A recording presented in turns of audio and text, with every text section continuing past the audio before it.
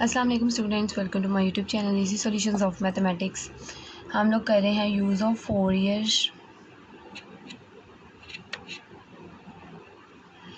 Of complex Fourier transform in solving boundary value and initial value problems. यानी Fourier transform में कुछ हमें boundary value और कुछ इनिशियल वैल्यू प्रॉब्लम्स दी होती है, हमने उनका फोरियर ट्रांसफॉर्म जो होता है कम्प्लेक्स ज़रा फोरियर ट्रांसफॉर्म निकालना होता है। इसके अंदर हम लोग एग्जाम्पल 4 तक हम लोग कर चुके हैं। आगे एग्जाम्पल नंबर 5 में आप करवाऊँगी। बहुत इंपॉर्टेंट एग्जाम्पल्स हैं ये, और ये कॉन्सेप्ट्स भी समझना है तो ये बहुत ईजी, लेकिन बस आपने थोड़ा सा समझना है कि इनको सॉल्व किस तरह से करना है। ये इंपॉर्टेंट एग्जांपल है। बेसिकली मैंने आपको पहली वीडियोस में भी बता चुकी हूँ कि हमने फोरियर ट्रांसफॉर्म के अंदर बेसिकली हमने एक्स को एक्साई में शिफ्ट करवाना होता है। अब देखें, solve the problem by Fourier transform method. इसके अंदर हमें डबल डेरिवेटिव ऑफ यू दिया हुआ है, X with respect to X, और डबल डेरिवेटिव ऑफ यू है विद रिस्पेक्ट टू वाई। और यहाँ पे हमें लिमिट्स भी बता दी गई हैं। ये एक हमें इनिशियल कंडीशन दी गई है। इनिशियल कंडीशन है कि टी यानी टाइम यहाँ पे 0 है। उसके अलावा हमें कुछ कंडीशंस दे दी गई हैं कि हमारे पास u of r approaches to 0 when r approaches to infinity होगा, जहाँ पे r जो हमारा वो है ये। Give a physical interpretation of this problem. तो ये है हमारा क्वेश्चन, और इसको किस तरह से सॉल्व करना है अब हम सबसे पहले ये देखेंगे।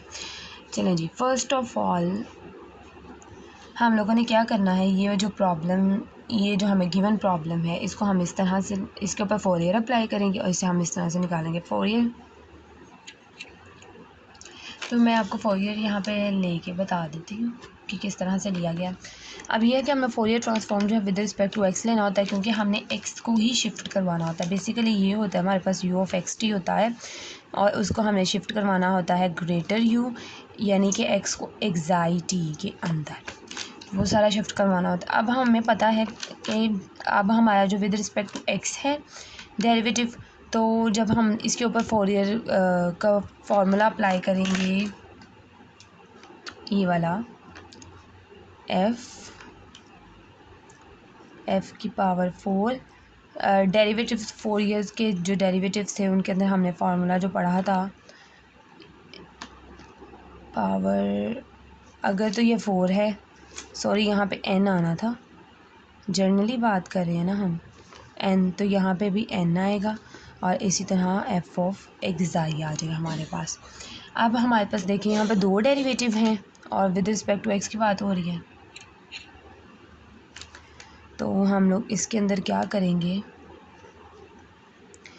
कि माइनस अयोटा एक्साई की पावर हमारे पास आएगी 2 इंटू यू ऑफ एक्साइटी प्लस, अब हमारा विद रिस्पेक्ट टू एक्स था तो एक्स पे formula apply, with respect to Y है तो वो इसी तरह से ही आ जाएगा।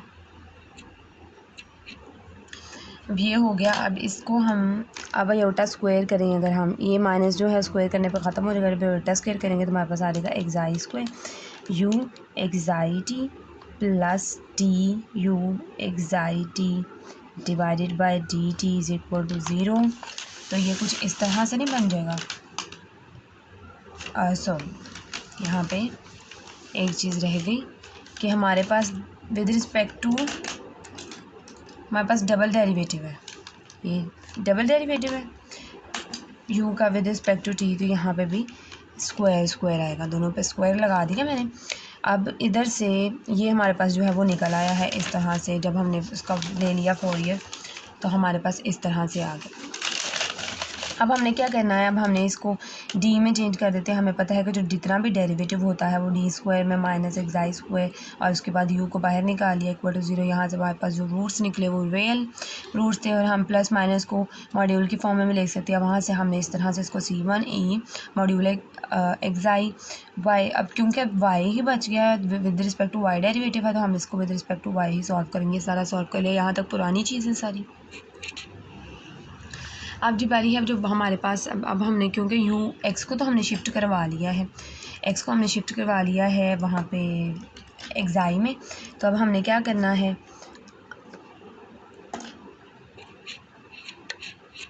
अब हमने इसकी लिमिट्स को, बाउंड्री कंडीशंस को भी हमने नेक्स्ट जो है वो एक ग्रेटर यू यानी एक्साई में करवाना है, क्योंकि हमें एक्स में दी हुई है। Since U of xi Y has to be bounded as Y approaches to infinity, ये आ गया। U xi Y approaches to zero as Y approaches to infinity. उन्होंने कहा है कि ये चीज़ जो है एक्साई, यहाँ पे पहले एक्साई एक्स को हमने एक्साई में शिफ्ट करवाया ना, अब तो एक्साई वाई हो गया। अप्रोचेज टू ज़ीरो, अगर हमारे पास वाई जो है अप्रोचेज टू इन्फिनिटी होगा। अब हमारे पास एक तो इनिशियल कंडीशन दी हुई है, तो बाउंड्री कंडीशन कोई ख़ास नहीं है, लेकिन हमें पता है कि y ग्रेटर दैन ज़ीरो है।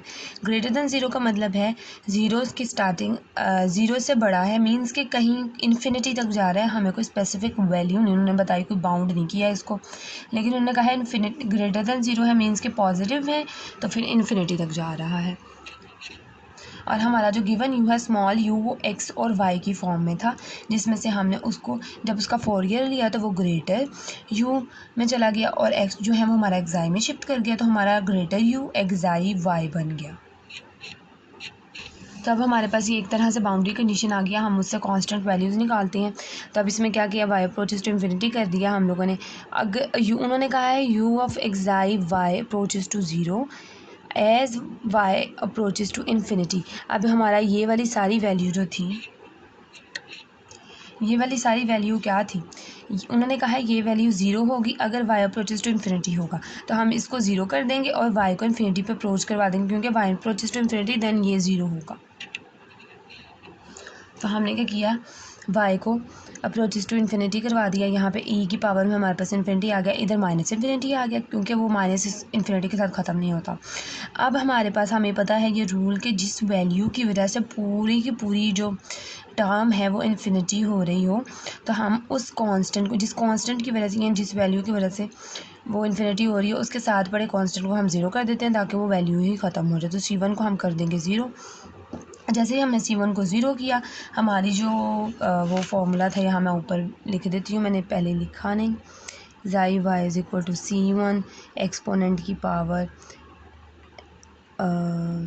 एक्साई वाई प्लस C2, ये C1 है, ई माइनस वाई। ये जो है, अब ये वाली जो चीज़, इसके अंदर C1 को ज़ीरो अगर हम लोग कर दें तो हमारे पास ये वाली वैल्यू बचेगी, वो मैंने यहाँ पे लिख दी, ये वाली वैल्यू बच गई। उसके बाद हमारी जो अब इनिशियल कंडीशन थी, इनिशियल कंडीशन क्या थी, U of X zero is equal to F of X थी। अब उसका फोरियर ले लेंगे, दोनों तरफ उसका फोरियर लेंगे तो हमारा एक्स जो है वो एक्साई में शिफ्ट कर जाएगा, यू ग्रेटर यू में चेंज हो जाएगा। और हमें पता है कि F of small F of x जो हमारे पास होता है वो फोरियर ऑफ एक्साई होता है। अब हमें पता है कि अब हाँ ये दोनों चीज़ें बराबर आ गई हैं। अब हमने क्या करना है, हमें यू ऑफ एक्साई ज़ीरो चाहिए। अब हमें, हमारे पास ये देखें, यू ऑफ एक्साई, अगर हम वाई को ज़ीरो कर दें तो हमारे पास इधर वाली चीज़ की वैल्यू नहीं आ जाएगी। तो यहाँ पे हम क्या करेंगे, वाई को ज़ीरो कर देंगे। जैसे ही हम वाई को ज़ीरो करेंगे तो C1 ए की पावर ज़ीरो प्लस C2 ई की पावर ज़ीरो। अब अगर हम लोग देखें तो C1 तो हमारा ज़ीरो है, तो ये वैल्यू तो ऑलरेडी ख़त्म है। तो इस वैल्यू से अगर हम लोग, ये वाली जो वैल्यू हमारे पास बच गई है, अगर इसके अकॉर्डिंग हम लोग देखें, अगर इसके अंदर हम वाई को ज़ीरो कर दें, तो वाई को ज़ीरो करेंगे तो ए की पावर ज़ीरो जो है हमारे पास वन हो जाएगी, तो C2 equal to this value आ जाएगी। यानी कि हमारे पास ये वाली जो वैल्यू है यू ऑफ एक्साई ज़ीरो जो है वो C2 के इक्वल आ जाएगी। तो C2 कहाँ पे आ जाएगा, C2 is equal to F of xi के इक्वल आ जाएगा, क्योंकि ये value already F of xi के इक्वल है। तो जब हमने इसकी वैल्यू निकाली वो C2 निकली, तो इनडायरेक्टली ये दोनों एक दूसरे के इक्वल हो जाएंगे। C2 की वैल्यू आ गई, हमने C2 की वैल्यू इसकी जगह पे यहाँ पे पुट कर दी, C2 की जगह पे, तो हमारे पास ये वाला जो है वो U निकल आए। अब हमें पता है कि हमें जब भी फोरियर निकालते हैं तो हमारे पास ग्रेटर U होता है, लेकिन वैल्यू आंसर हमने रिक्वायर्ड सोल्यूशन जो होता है वो हमारा स्मॉल u की फॉर्म में होता है, जो कि x और y में है। देन हम लोग क्या करते हैं, हम लोग अपनी जो सोल्यूशन निकलता है उसका फोरियर इन्वर्स ले लेते हैं। तो हमने दोनों तरफ फोरियर इन्वर्स को अप्लाई कर दिया। जब हमने इस तरफ फोरियर इन्वर्स अप्लाई किया तो हमने देखा कि दो फंक्शंस का जब हम लोग फोरियर इन्वर्स लेते हैं तो वो कॉन्वोल्यूशन में चेंज हो सकते हैं, हमने कॉन्वोल्यूशन थ्योरम में पढ़ा था। अब इसके ऊपर हमने इन्वर्स अप्लाई किया, जब इसके ऊपर इन्वर्स अप्लाई हुआ तो सेपरेट हो गए, और दरमियान में क्या, सेपरेट इन्वर्स अप्लाई हो गया और दरमियान में क्या आ गया, इसके कॉन्वोल्यूशन। अब हम लोगों ने नेक्स्ट क्या करना है, अब हमने सबसे पहले इसकी वैल्यू निकाली है, देन कॉन्वोल्यूशन, और फिर हमने इसकी वैल्यू निकाली है और यहाँ पे पुट करनी है, देन इनका कॉन्वोल्यूशन का फॉर्मूला कर देंगे अप्लाई। सबसे पहले ये तो सिंपल हम लोग कर लेंगे, लेकिन हमें सबसे पहले ये वाली वैल्यू जो थोड़ी डिफरेंट लग रही है इसका हम निकालते हैं। सबसे पहले फोरियर इन्वर्स का formula 1/√2 pi minus infinity plus infinity exponent की पावर माइनस और योटा एक्साई एक्स होता है। उसके बाद हमारे पास फंक्शन की जगह पे हमारे पास ये पूरी वैल्यू पड़ी है, ये हमने पूरी वैल्यू लिख दी। मॉड लगा भी लें तब भी कोई फ़र्क नहीं पड़ता, ना भी लगाएं तब भी कोई फ़र्क नहीं है। तो इनवर्स में dxi आता है, वो लिख दिया हमने। उसके बाद हमने क्या किया, बेस सेम है, दोनों की पावर्स को क्या कर दिया, ऐड कर दिया। अब क्या किया, दोनों के साथ माइनस है, माइनस को कॉमन ले लिया, xi को भी हम दोनों में, तो xi को भी कॉमन ले लिया। अंदर क्या बचा अयोटा x प्लस वाई। इस क्वेश्चन में बुक में मिस्टेक है, डैट्स वाई यहाँ पे मैं सोल्यूशन करवा रही हूँ, तो आप भी केयरफुली देखिएगा। जिस बुक को मैं फॉलो कर रही हूँ उसके अंदर मिस्टेक है, अदरवाइज़ और किसी बुक का मुझे नहीं पता। अब क्या करेंगे, हमें पता है कि माइनस इन्फिनिटी से प्लस इन्फिनिटी लिमिट जा रही हो तो हम 2 इंटू ज़ीरो से इन्फिनिटी कर सकते हैं उसको, यानी उसकी लिमिट को चेंज कर सकते हैं। हम 2 इंटू ज़ीरो से 2 साथ लगा देंगे और 0 से इन्फिनिटी तक हम उस लिमिट को कर देंगे। नीचे भी सेम हो वैल्यू, ऊपर भी सेम हो, तो हम लिमिट को 2 इंटू करके करते हैं, ये बात आपको पता होगी। हमने क्या किया, 2 इंटू √2 पाई कर लिया। उसके बाद हमें पता है कि जब हमने इसकी इंटीग्रेशन दी, तो जब इसकी इंटीग्रेशन करेंगे तो ज़ाहिर है जो इसकी विद रिस्पेक्ट टू एक्साई हो रही है, तो एक्साई के अलावा जितने भी वैल्यू उसके साथ एक्सपोनेंट की पावर में पड़ी है वो नीचे डिवाइड भी करेगी। लिमिट 0 से इन्फिनिटी आ गई, इसके ऊपर अब हम इसके ऊपर क्या करेंगे, लिमिट अप्लाई करेंगे। और ये देखिए 2/√2, हमें ये भी चीज़ भी छोटा सा फैक्ट है, ये मैं भी साथ पे लिख रही हूँ, हालांकि हम आपको पता होगा, हम पढ़ते आ रहे हैं। 2/√2 जो है वो √2 के बराबर होता है, तो हम इसका √2 लिख देंगे, ऊपर नीचे √पाई रह जाएगा, तो ये √2/पाई हो जाएगा। और फिर लिमिट फर्स्ट लिमिट माइनस यानी अपर लिमिट, फिर माइनस लोअर लिमिट।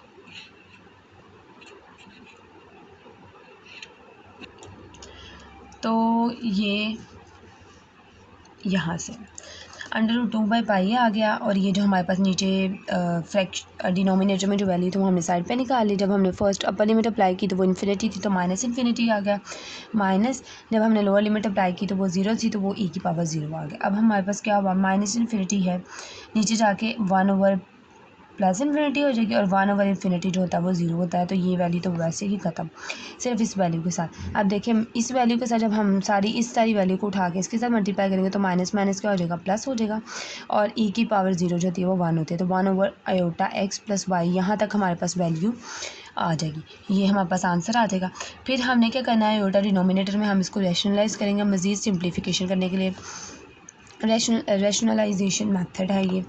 अब इसके अंदर एक चीज़ है, वो पॉइंट टू बी नोटेड, वो ये है कि अयोटा x + y है ना, तो यहाँ पे रियल वैल्यू जो होती है वो पहले आती है, अयोटा वाली बाद में आती है। तो जब हम इसको रैशनलाइज करते हैं ना, तो माइनस अयोटा वाली वैल्यू के साथ आता है। यहाँ पे ये मैंने बाय मिस्टेक लिख दिया, y माइनस अयोटा x और y माइनस अयोटा x, दोनों से हम लोगों ने इसको रैशनलाइज करना है। तो यहाँ पे भी माइनस इसके साथ आएगा, प्लस यहाँ पे आएगा, ऊपर वाली वैल्यू वैसे आगे, नीचे वाली वैल्यू को क्या होगा, इन दोनों वैल्यूज़ का आ गया, यानी कि ये अब ये होता है हमारे पास कि a + b और a - b हो तो उसे a² - b² लिखते हैं।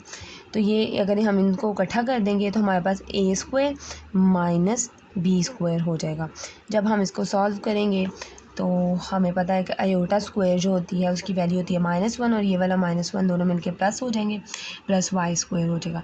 अगर आप लोग इसके अरेंजमेंट ठीक कर लें ना, y माइनस अयोटा x करें, वो मैंने तो आगे पीछे कर दिया, अगर आप इसके अरेंजमेंट ठीक कर दें तो आपके लिए बहुत ज़्यादा आसानी हो जाएगी समझने में। x² + y² हो गया। तो अब हमारे पास ऊपर जो है वो बचा y माइनस अयोटा x, और नीचे हमारे पास x² + y² आ गई वैल्यू। थ्रू आउट ही मैंने उसके साथ माइनस लगा दिया था। अच्छा, अब ये हमारे पास वैल्यू आ गई, अब ये दोनों वैल्यूज़ बच गई। अब हमारे पास क्या हुआ है, अब हमने क्या करना है, इसमें से हमने क्या किया, जो आंसर निकला है इसमें से हमने उसका रियल वाला पार्ट उठा लिया। अयोटा वाला पार्ट अगर हम लेंगे, अगर हम इसके नीचे भी फ्रैक्शन को अलग कर देंगे, यानी डिनोमिनेटर को अलग और इसके नीचे भी अलग कर दें, तो ये वाला हमारे पास जो है वो कॉम्प्लेक्स पार्ट होगा, और ये हमारे पास क्या होगा, रियल पार्ट। तो हम लोग क्या करेंगे, रियल पार्ट को सेलेक्ट करेंगे 2/पाई, तो ये हमारे पास इस चीज़ का आंसर आ गया है। उसके बाद अब हम लोगों ने क्या करना है नेक्स्ट, एक तो हमारे पास ये थी वैल्यू, दूसरी हमारे पास क्या थी, हमें पहले इसकी वैल्यू और इसकी वैल्यू चाहिए थी। इसकी वैल्यू हमने निकाली है, और इसकी हमें पता है कि फोरियर इन्वर्स ऑफ f(x)i का जो होता है ना, फोरियर इन्वर्स f(x)i का जो आंसर होता है वो क्या होता है,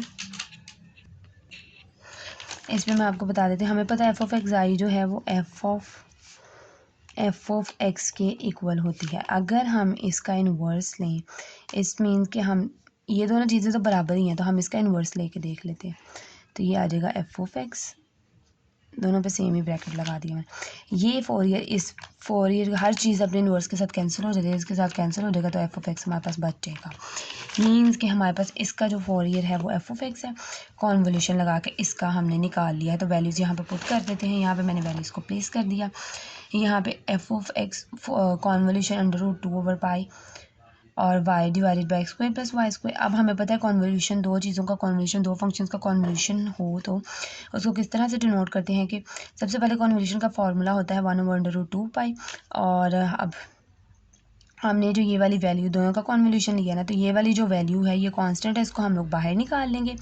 और जो हमारे पास कॉन्वोल्यूशन का फॉर्मूला वो 1/√2 माइनस इन्फिनिटी से प्लस इन्फिनिटी है। हम लोग एक फंक्शन के अंदर एक वेरिएबल इंट्रोड्यूस करवाते हैं जो कि दूसरे फंक्शन में एक्स में से माइनस हो रहा होता है।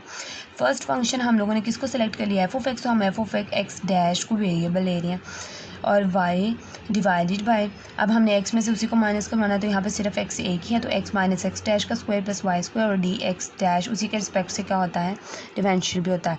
ये वाला कांस्टेंट इस फंक्शन का पहले ही मैंने बाहर निकाल लिया। अब ये भी अंडर रूट 2 है, ये भी अंडर रूट 2 है, दोनों कैंसिल हो जाएंगे और ये भी अंडर रूट पाई है, ये भी अंडर रूट पाई है, दोनों मल्टीप्लाई होकर सिर्फ पाई रह जाएंगे। तो ये थी हमारी एग्जाम्पल नंबर 5। होपफुली आप लोगों को समझ आई होगी। स्टिल कोई क्वेश्चन, कोई कन्फ्यूजन है तो कमेंट सेक्शन में आप मुझसे पूछ सकते हैं। नेक्स्ट वीडियो में हम इंशाल्लाह ये एग्जाम्पल नंबर 6 करेंगे। ये वो एग्जाम्पल्स है जो कन्फ्यूजिंग हैं, जिनमें बुक्स में भी थोड़ी सी प्रॉब्लम्स हैं और इतनी ज़्यादा एक्सप्लेन नहीं है। तो मैंने आपको बहुत ज़्यादा एक्सप्लेन, जितनी पॉसिबिलिटी हो सके मैंने एक्सप्लेन करके बताई है। स्टिल अगर आपको कोई भी कन्फ्यूजन हो तो आप कमेंट सेक्शन में मुझसे पूछ सकते हैं। अगर अभी तक आपने मेरा चैनल सब्सक्राइब नहीं किया तो प्लीज़ मेरे चैनल को सब्सक्राइब करें, मेरी वीडियोस को लाइक करें और अपने फ्रेंड्स के साथ ज़्यादा से ज़्यादा मेरी वीडियोस को शेयर करें। Thank you so much.